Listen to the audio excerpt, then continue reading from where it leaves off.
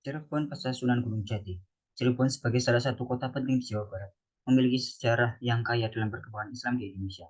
Pada abad ke-16, Syekh Syarif Hidayatullah atau lebih dikenal dengan Sunan Gunung Jati, memainkan peran utama dalam penyebaran Islam di wilayah ini. Namun, setelah wafatnya Sunan Gunung Jati, peran Cirebon sebagai pusat pendidikan Islam tetap dilanjut melalui penerusnya. Kesultanan Cirebon awal didirikan oleh Pangeran Cakubuana atau Raden Walang Sungsang pada tahun 1479 Masehi di bawah pemerintahan Kerajaan Sunda Galuh. Pada awal berdirinya, wilayah Kesultanan Cirebon hanya meliputi Majalengka, Kuningan, dan Cirebon bagian selatan. Setelah Prabu Siliwangi meninggal, pengaruh kerajaan Islam Cirebon meliputi hampir seluruh wilayah Pulau Jawa bagian barat. Hal ini dapat terjadi setelah Pangeran Cakrabuna menyerahkan kepemimpinan kerajaan kepada Sunan Gunung Jati. Saat Sunan Gunung Jati telah lanjut usia sampai beliau wafat, Kesultanan Cirebon dipimpin oleh sahabat karibnya selama 6 tahun, yaitu Raden Fatih atau Paletehan pada tahun 1562 sampai 1568 Masehi. Yang sebelumnya tahun 1528 Masehi urusan pemerintahan kesultanan ia serahkan kepada Pangeran Besarian, akan tetapi status Raden Fatahillah hanya sebagai pelaksana tugas dan beliau tetap sebagai Raja Kesultanan Cirebon.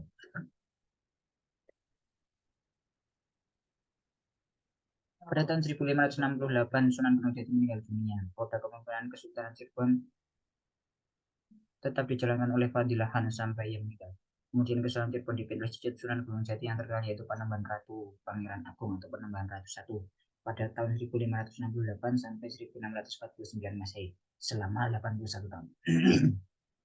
Pada masa Panembahan Ratu I di Cirebon tidak terjadi masalah apapun. Hal yang demikian itu terjadi karena kondisi Cirebon pada masa itu sangat kondusif. Kerajaan Sunda sudah tidak menjadi ancaman lagi bagi eksistensi Kesultanan Cirebon. Demikian pula dengan Kerajaan Banten. Pada masa itu, Banten masih tetap konsisten memandang Cirebon sebagai sumber pertama eksistensi kesultanannya.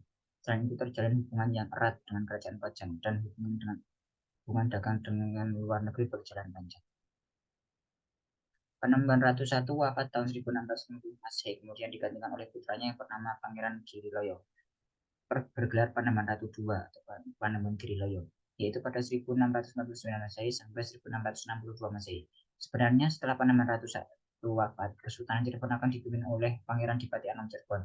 Akan tetapi pada tahun 1649 Masehi, beliau wafat sebelum dilantik, sehingga Kesultanan Cirebon dipimpin oleh Pangeran Giriloyo atau Panembahan Ratu II Panembahan Giriloyo selama 13 tahun. Pada tahun 1662, Masehi Mangkurat I mengundang Panembahan Ratu II ke Mataram. Ia bersama kedua putranya, yaitu Pangeran Martawijaya dan Pangeran Kartawijaya, datang ke Mataram. Namun Panembahan Ratu II beserta kedua anaknya tidak diperbolehkan pulang ke Cirebon. Ternyata undang itu dimaksudkan sebagai pertanggungjawaban Panembahan Ratu II yang akan melaksanakan misi Mataram untuk membujuk Banten menjadi sekutu Mataram. Di Mataram, Panembahan Ratu II dan kedua putranya menjadi tahanan politik namun tetap diakui sebagai Raja Cirebon serta diperlakukan secara baik. Selama Panembahan Ratu II dan kedua putranya berada di Mataram, pemerintahan sehari-hari di Cirebon dipegang oleh putra ketiganya yaitu Pangeran Wangsakerta. Dalam menjalankan roda pemerintahnya, Pangeran Wangsakerta selalu diawasi secara ketat oleh orang-orang Mataram yang ditugaskan oleh Susuhunan Amangkurat I. Sultan Cirebon mengalami vakum of power tanpa sultan atau raja selama 16 tahun, yaitu pada tahun 1662 sampai 1678 Masehi. Karena Panembahan Ratu II menjadi tahanan politik di Mataram, keutuhan Cirebon sebagai satu kerajaan hanya sampai Pangeran Giriloyo atau Panembahan Ratu II. Karena kelicikan VOC pada abad ke-17, tepatnya pada tahun 1678 Masehi, Kesultanan Cirebon terpecah menjadi dua kesultanan, yaitu satu, pemerintahan Martawijaya atau Panembahan Sepuh memimpin Kesultanan Kasepuhan. Martawijaya diangkat sebagai Raja Kesultanan Kasepuhan yang pertama dengan gelar Sultan Samsudin dan menempati Keraton Pakumwati sebagai keratonnya, yang sekarang letaknya di sebelah timur Keraton Kasepuhan. Dua, pemerintahan Kartawijaya dan atau Panembahan Anom memimpin Kesultanan Kanoman. Kartawijaya diangkat sebagai Raja Kesultanan Kanoman yang pertama dengan gelar Sultan Badruddin dan menempati bekas rumah pertama Pangeran Jagabrana untuk dijadikan keratonnya. Tempat itu sekarang termasuk ke dalam wilayah Kelurahan Lemah Bungkuk, Kota Madia, Cirebon. Sedangkan Pangeran Wangsakerta menjadi Panembahan Cirebon yang pertama atau Sultan Cirebon dan sementara waktu tinggal bersama-sama dengan Sultan Sepuh di komplek Keraton Pakumwati. Melihat perpecahan yang terjadi, pihak Belanda memanfaatkan kesempatan untuk menanamkan kekuasaan di Cirebon.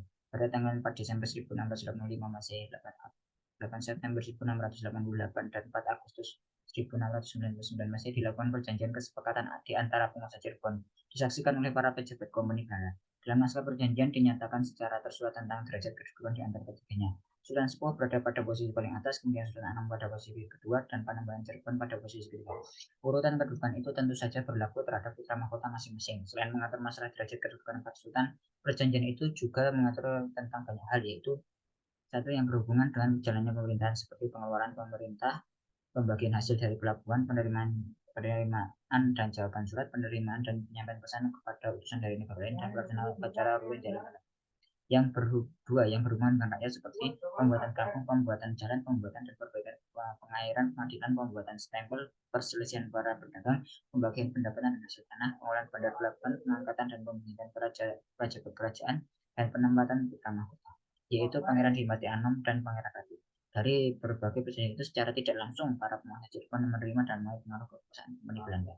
Setelah Sultan Sepuh Martawijaya atau Sultan Samsudin wafat pada tahun 1697 Masehi, maka Kesultanan Kasepuhan dibagi menjadi dua, yaitu satu Kesultanan Kasepuhan yang dipimpin oleh Adipati Anom Sultan Jamaluddin berkala Sultan Sepuh II pada tahun 1697 sampai 1724 Masehi.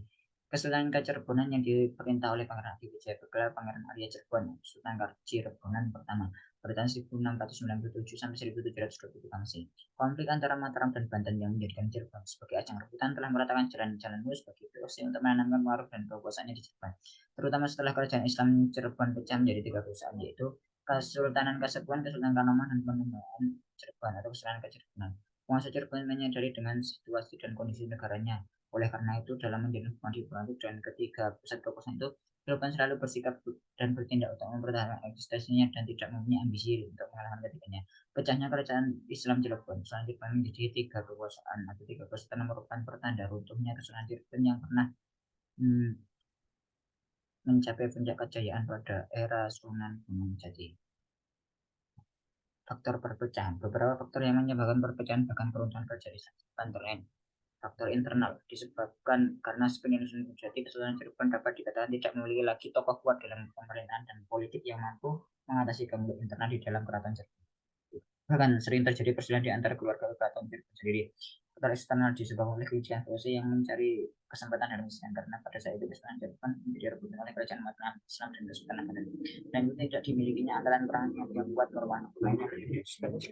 Jadi lemah dan menghadapi ancaman dan pemberontakan dari pihak luar. Secara berangsur-angsur kekuasaan Sultan Cirebon semakin berkurang. Pada tahun 1705 Masehi, Kesultanan Cirebon berada di bawah kekuasaan VOC. Keraton peninggalan pemerintah Buana dan Sunan Gunung Jati serta para pangeran keturunan Sunan Gunung Jati tetap dipertahankan, namun tetap berada di bawah kekuasaan pemerintahan Hidayat Belanda atau VOC dengan impian tunjangan hingga abad ke-20.